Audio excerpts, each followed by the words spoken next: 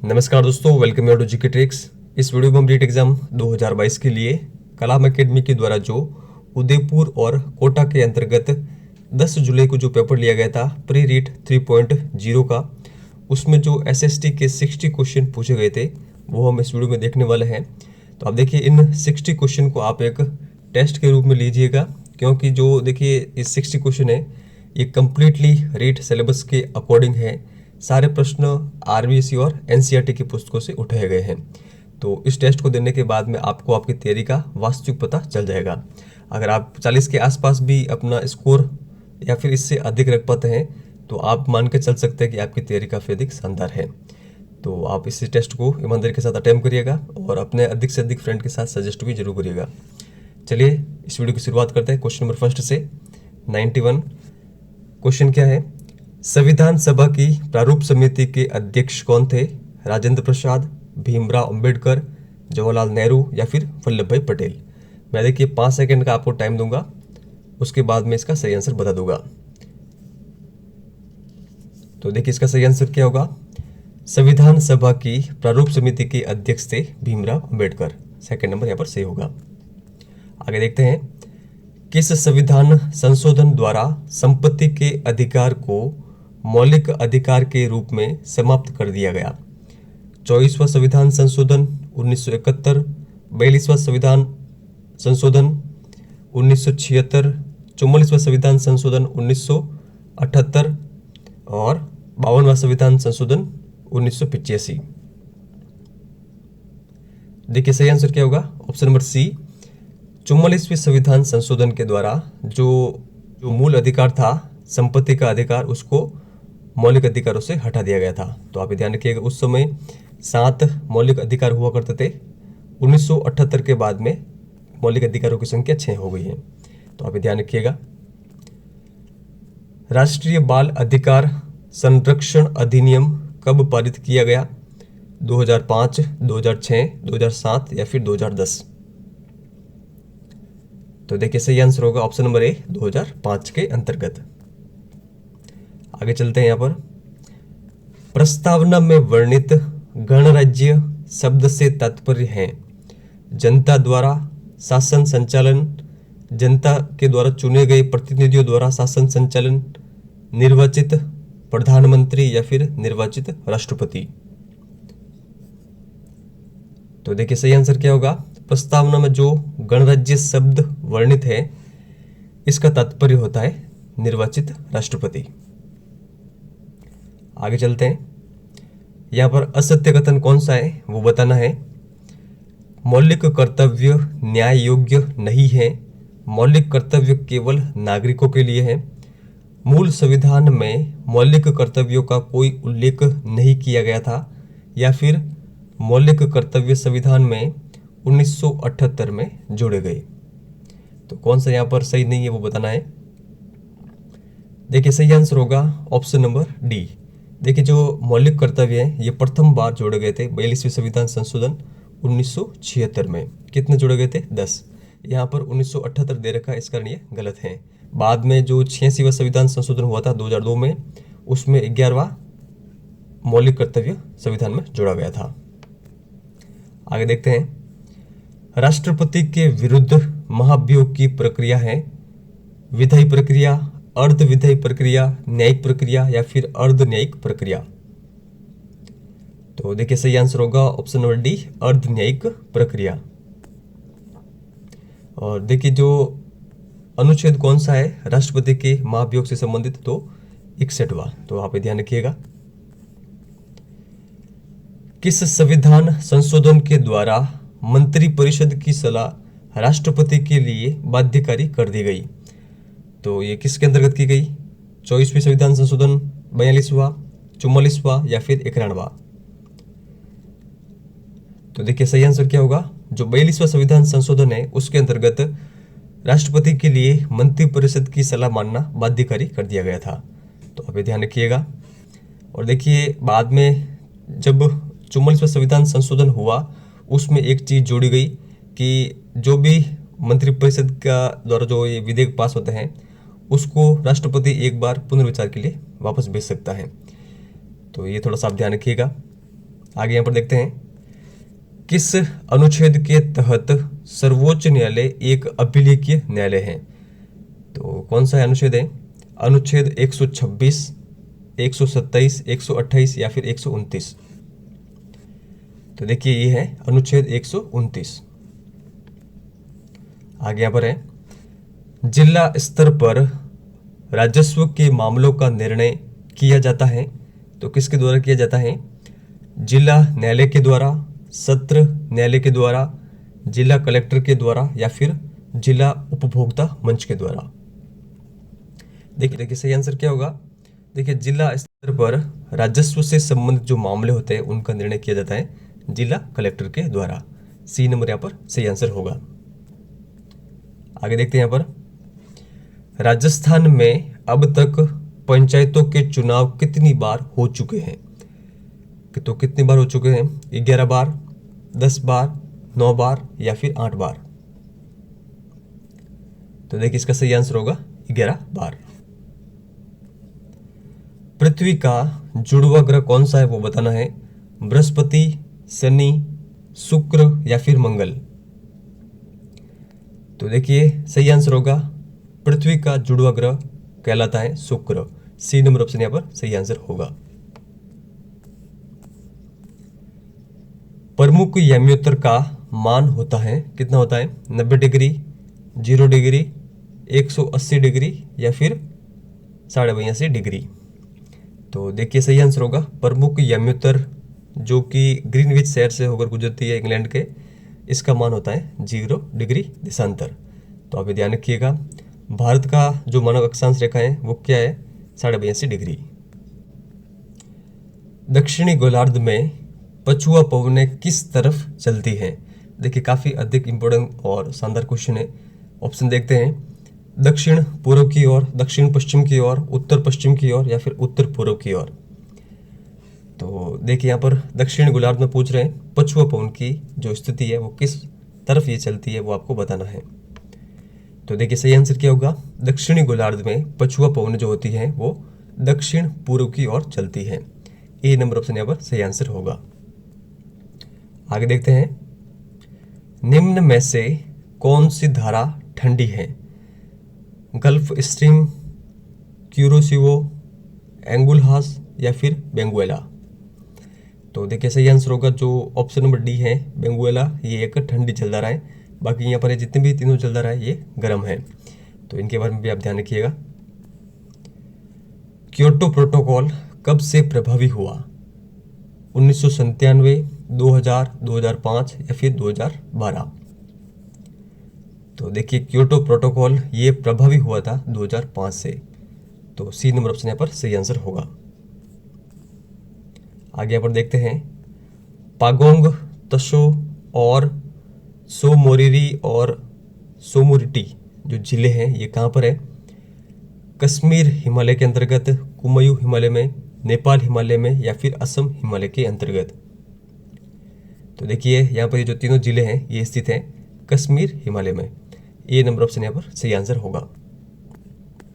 आगे चलते हैं यहाँ पर, वर्षा ऋतु में भारत पर जो पूर्वी जेट प्रवाह है इसकी स्थिति क्या होती है?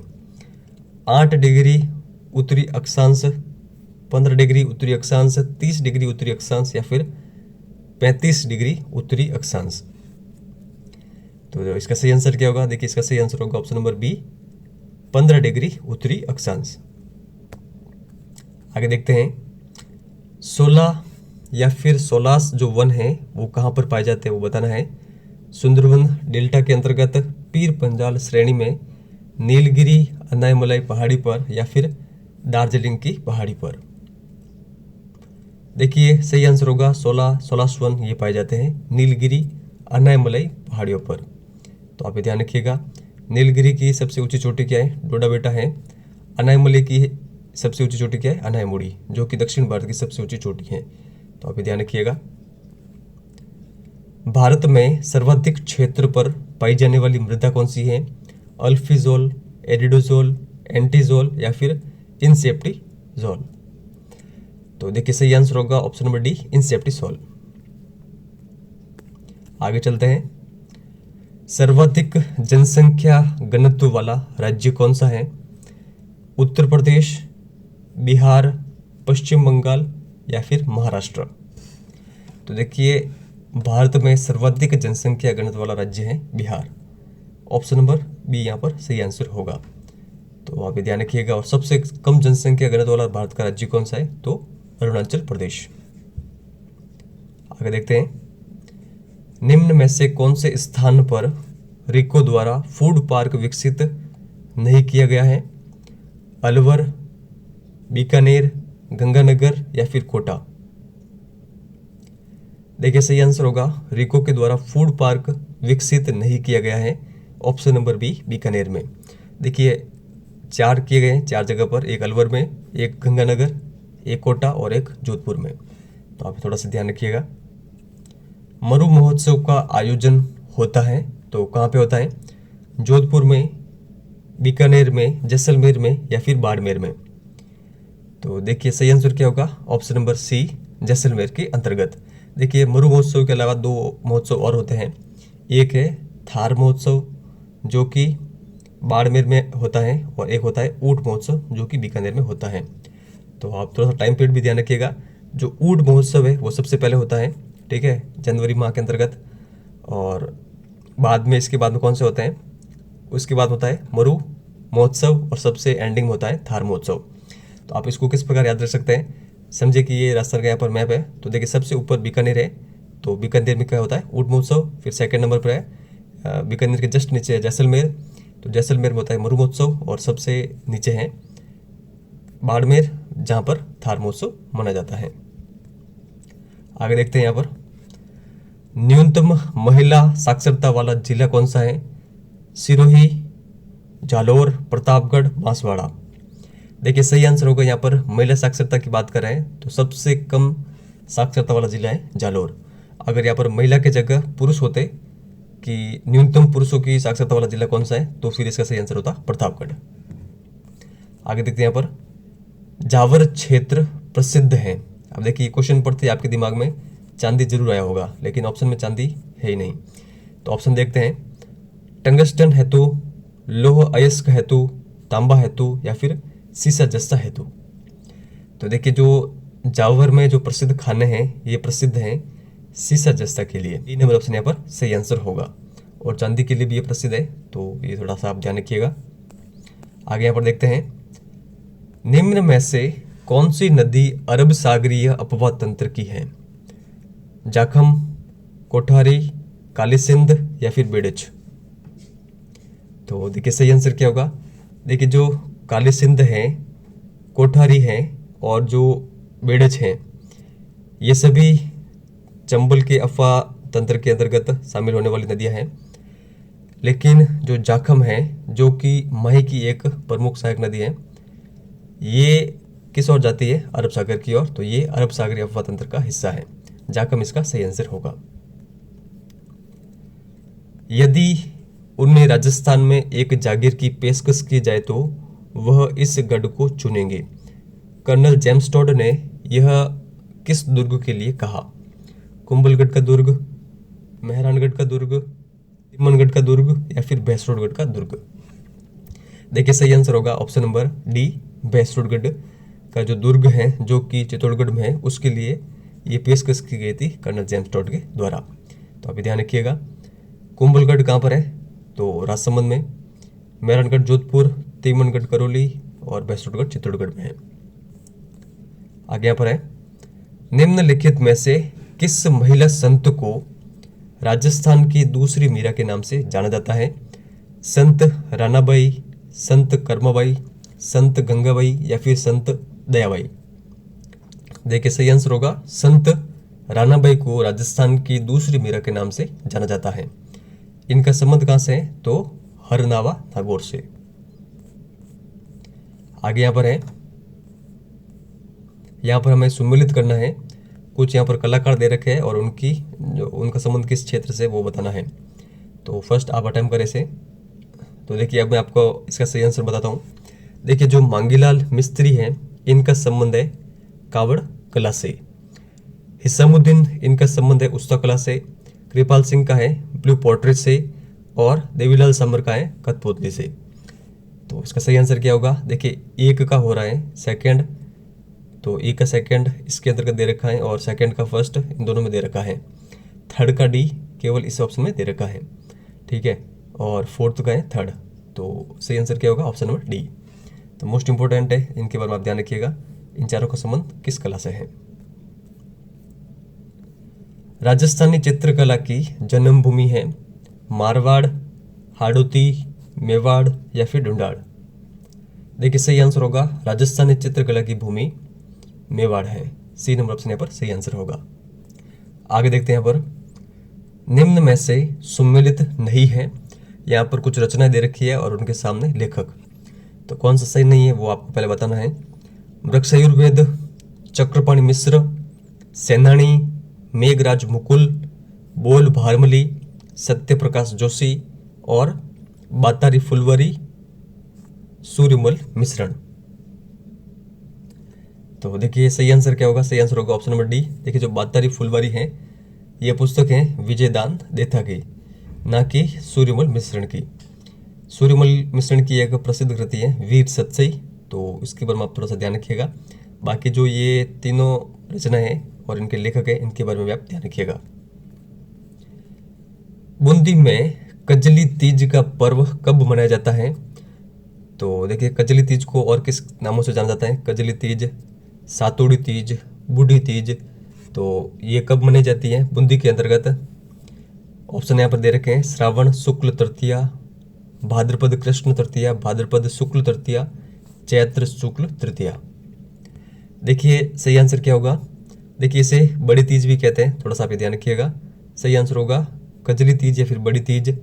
ये पर्व मनाया जाता है भाद्रपद कृष्ण तृतीया को, तो बी नंबर ऑप्शन यहाँ पर सही आंसर होगा।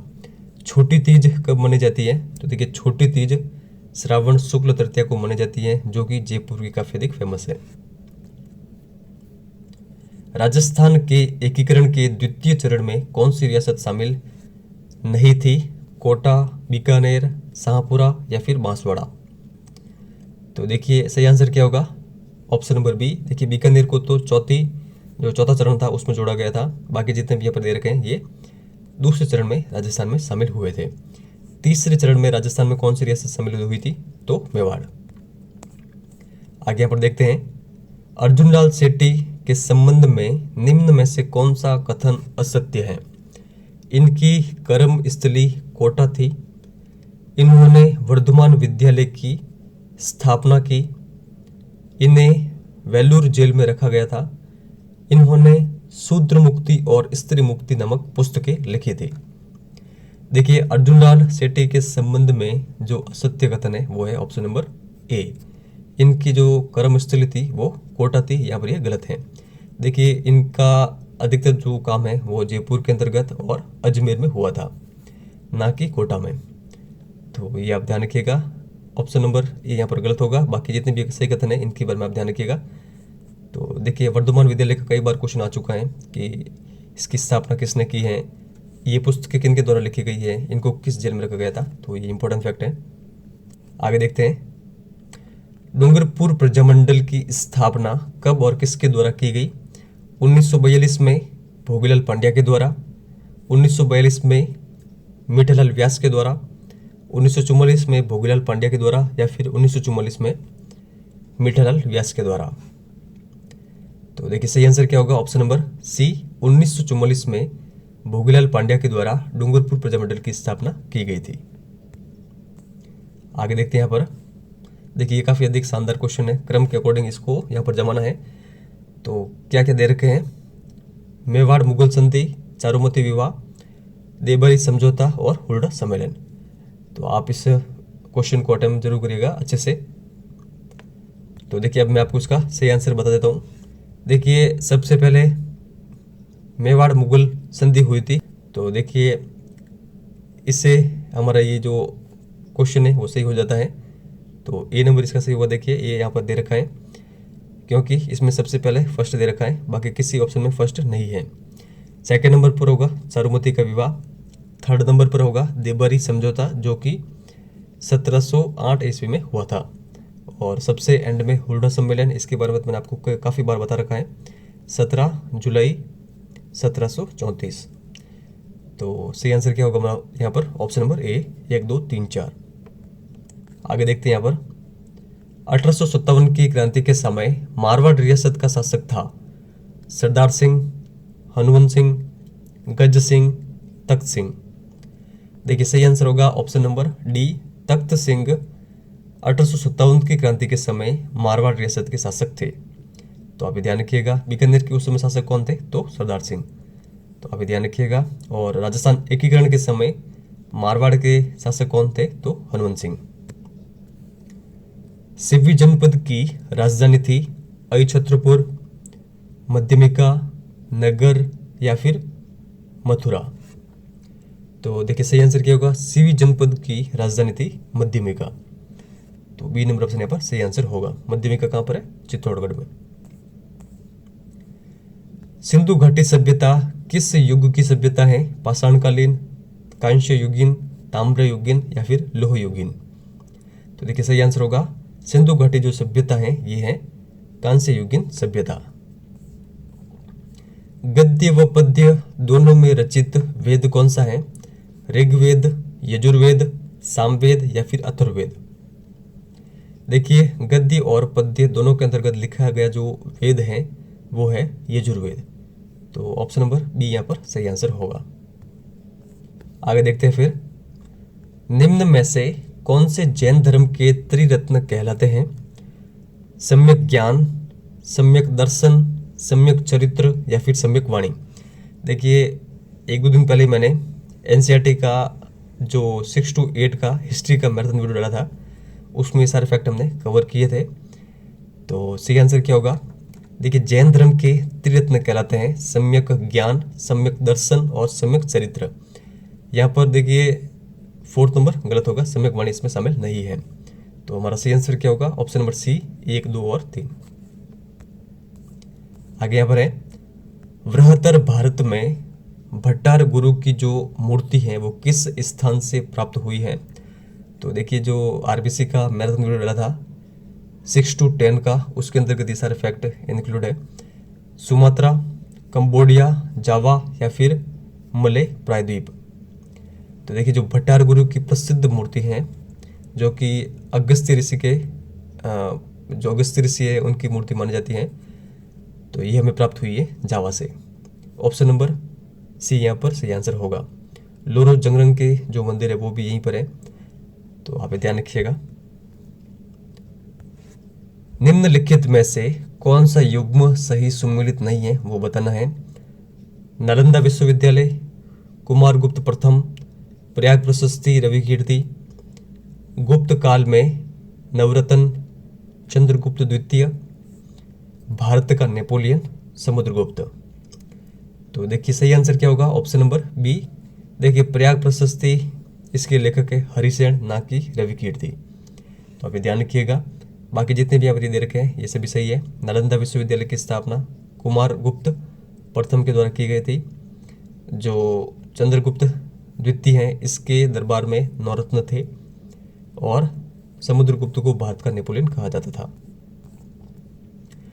अशोक के अभिलेखों को सर्वप्रथम पढ़ने में सफलता किनको प्राप्त हुई थी? कनिंघम, जॉन मार्शल, टिफेंथलर या फिर जेम्स प्रिंसेप। तो देखिए 1837 के अंतर्गत सबसे पहले जेम्स प्रिंसेप को अशोक के अभिलेख पढ़ने में सफलता प्राप्त हुई थी। आगे देखते हैं पर कौन सा युग्म सही सुमेलित नहीं है? दासबोध, रामदास, नामगर शंकरदेव, उलटबासी रचनाएं कबीर और साहित्य लहरी तुलसीदास। तो यहाँ पर सही आंसर क्या होगा? देखिए जो ऑप्शन नंबर 4 है साहित्य लहरी, ये रचना है सूरदास की। तो आप ध्यान रखिएगा, ना कि तुलसीदास जी की रचना है। बाकी जितनी भी आप दे रखे हैं ये सभी सही है। तो इनकी बारे में भी आप ध्यान रखिएगा। और ये सारे फैक्ट देखिए लगभग कवर है जो एनसीईआरटी 6 to 8 का हिस्ट्री का जो वीडियो डाला था उसके अंतर्गत। जो उसके अंतर्गत देखिए एक भक्ति आंदोलन का वीडियो भी आया था, उसमें ये हमने फैक्ट कवर किए थे। मुगल प्रशासन के संबंध में निम्न में से कौन सा युग्म सुमेलित नहीं है वो बताना है। बख्शी, वेतनधारी सैनिक, सदर, धार्मिक व धर्मार्थ किए जाने वाले कार्यों का मंत्री, फौजदार, सेनानायक, कोतवाल, न्यायाधीश। देखिए यहाँ पर सही आंसर होगा ऑप्शन नंबर डी। कोतवाल जो है वो नगर से संबंधित होता था, ठीक है, ना कि न्यायाधीश। तो बाकी जितने भी यहाँ पर दे रखे हैं ये सभी सही है। आगे देखते हैं यहाँ पर, प्रसिद्ध सूफी संत ख्वाजा मोइनुद्दीन चिश्ती किस सुल्तान के साथ में भारत आए थे? मोहम्मद गौरी, मोहम्मद गजनवी, मोहम्मद बिन तुगलक या फिर चंगेज खान। तो देखिए सही आंसर क्या होगा, option number A, Mohammad Ghori के साथ में। आगे देखते हैं यहाँ पर, लॉर्ड डलहौजी के द्वारा अवध का अधिग्रहण किया गया तो किस नाम पर? सैन्य कार्रवाई के अंतर्गत, गोद निषेध प्रणाली के तहत, कुशासन का आरोप लगाकर या फिर सहायक संधि प्रणाली के तहत। तो इसका सही आंसर क्या होगा? तो देखिए सही आंसर होगा, लॉर्ड डलहौजी ने अवध का अधिग्रहण किया था कुशासन का आरोप लगाकर। कब किया था? तो 1856 के अंतर्गत। तो आप ये ध्यान रखिएगा। आगे देखते हैं यहाँ पर, कौन सा युग्म सही सुमेलित नहीं है? यहाँ पर 1857 के विद्रोह के स्थान और उनके सामने यहाँ पर दे रखे हैं दमनकर्ता अंग्रेज अधिकारी। तो कौन सा यहाँ पर सही नहीं है वो बताना है। दिल्ली के सामने दे रखे हैं जॉन निकोलसन और हडसन, झांसी के सामने दे रखे हैं ह्यूरोज, कानपुर के सामने कर्नल नील और जगदीशपुर के सामने दे रखे हैं मेजर विलियम टेलर और विंसेंट आयर।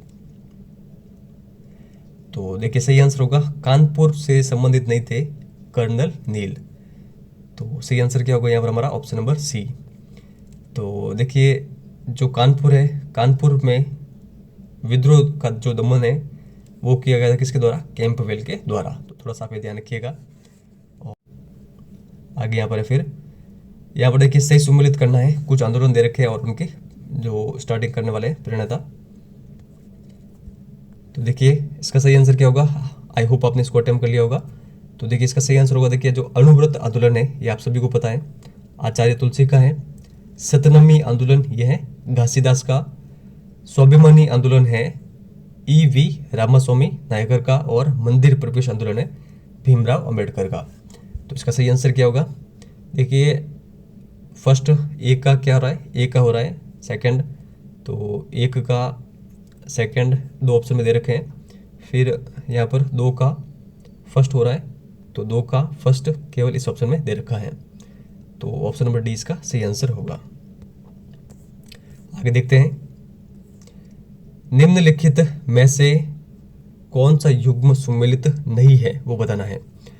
बंगाल का विभाजन 1905, सूरत कांग्रेस अधिवेशन 1907, कांग्रेस विभाजन रद्द 1912, मुस्लिम लीग की स्थापना 1906। देखिए सही आंसर होगा, जो बंगाल विभाजन रद्द है ये 1912 में नहीं हुआ था, ये 1911 के अंतर्गत किया गया था। बाकी जितने भी यहाँ पर ये कथन दे रखे हैं ये सभी सही है, तो इनके बारे में आप ध्यान रखिए।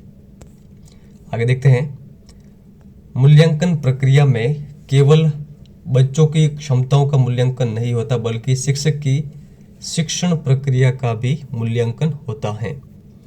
यह कथन है पूर्णतः सही है, अंशतः सही है, पूर्णतः गलत है, निराधार है। देखिए इसका सही आंसर होगा, यहाँ पर जो पूरी कथन दे रखा है ये पूर्णतः सत्य है। ए नंबर ऑप्शन यहाँ पर सही आंसर होगा। NCF 2005 के अनुसार माध्यमिक स्तर पर सामाजिक विज्ञान में सम्मिलित होना चाहिए। तो कौन कौन से विषय सम्मिलित होने चाहिए तो आप यहाँ पर बताएं। तो देखिए इसका सही आंसर क्या है? इसका सही आंसर है ऑप्शन नंबर डी, इतिहास, भूगोल, समाजशास्त्र, राजनीति विज्ञान और अर्थशास्त्र। यहाँ पर देखिए माध्यमिक स्तर की बात कर रहे हैं तो थोड़ा सा आप ध्यान रखिएगा। आगे यहाँ पर है, रिचर्ड शकमैन का जो पूछताछ प्रशिक्षण मॉडल है, परीक्षा प्रतिमान, ये आधारित है। तो किस पर आधारित है? आगमनात्मक, निगमनात्मक, संश्लेषण पर या फिर उपरोक्त सभी पर। देखिए सही आंसर होगा, रिचर्ड शकमैन का जो परीक्षा प्रतिमान है ये आधारित है आगमनात्मक पर। तो ऑप्शन नंबर ए यहाँ पर सही आंसर होगा। आगे यहाँ पर है, राजस्थान सरकार के द्वारा कक्षा 6 से 12 के लिए केरन ऑयल तथा गैस वेदांता लिमिटेड के सहयोग से चलाया गया डिजिटल शिक्षा कार्यक्रम का नाम क्या है?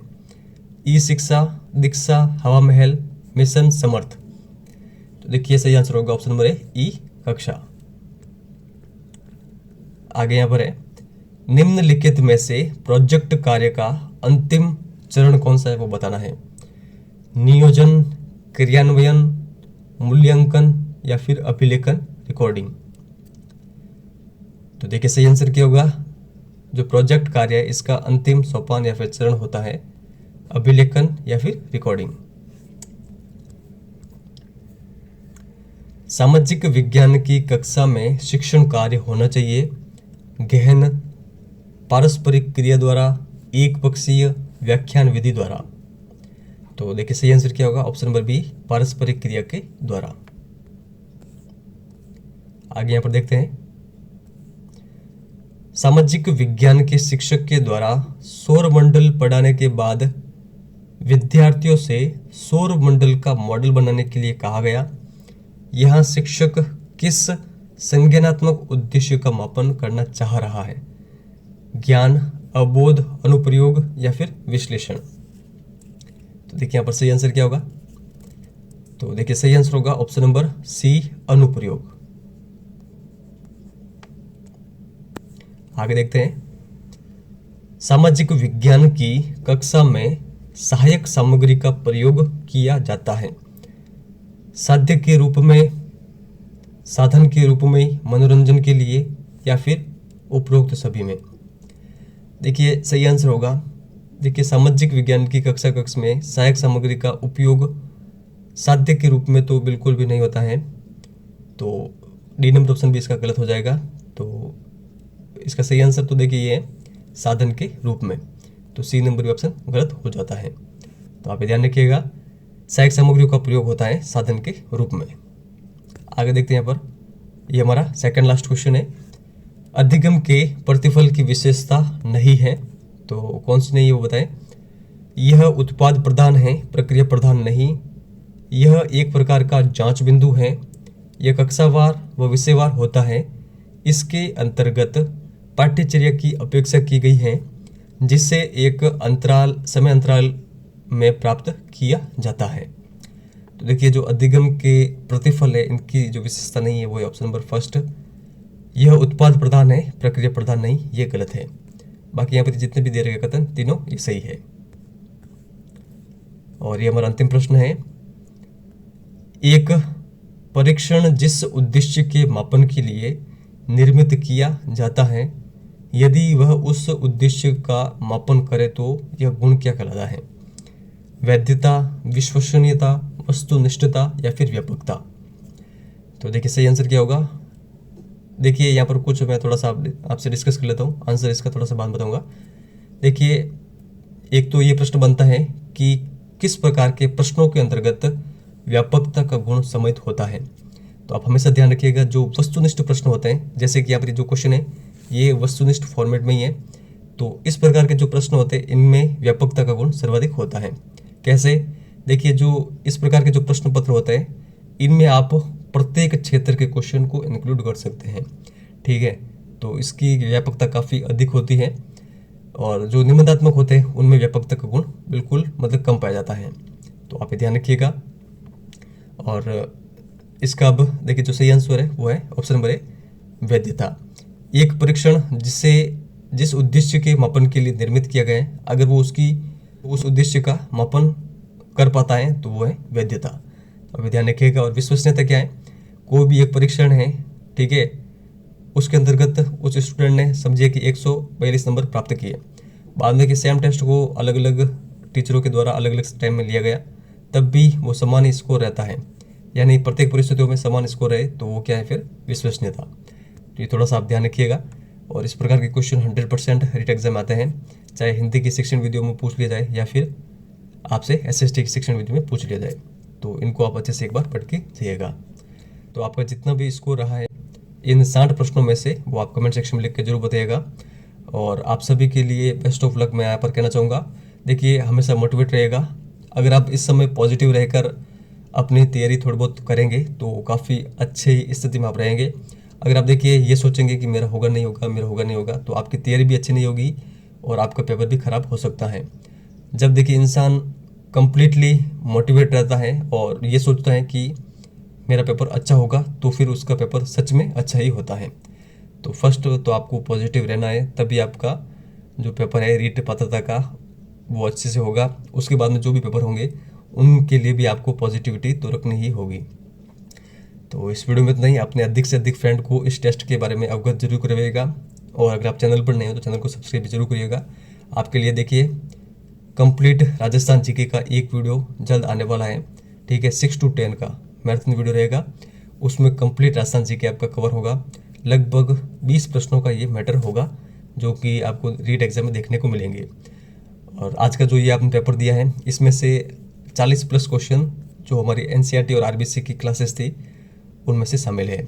सेक्शन वीडियो का मैं यहाँ पर इंक्लूड नहीं कर रहा हूँ। सेक्शन वीडियो को छोड़ने के बाद में 40+ क्वेश्चन हमारे वीडियो के अंतर्गत से हैं। तो ये तो आपको खुद ने ऑब्जर्व कर लिया होगा, क्योंकि जस्ट हमने अभी अभी ये मैराथन क्लासेस ली हैं तो आपको ये पता चल गया होगा। जैसे कि जो जावा वाला क्वेश्चन था कि भट्टार गुरु की मूर्तियाँ कहाँ पर हैं, ये सारे फैक्ट हमने आरबीसी वाले वीडियो के अंतर्गत कवर करवा लिए थे। तो इस वीडियो में इतना ही। अधिक से अधिक फ्रेंड को सजेस्ट जरूर करिएगा। धन्यवाद।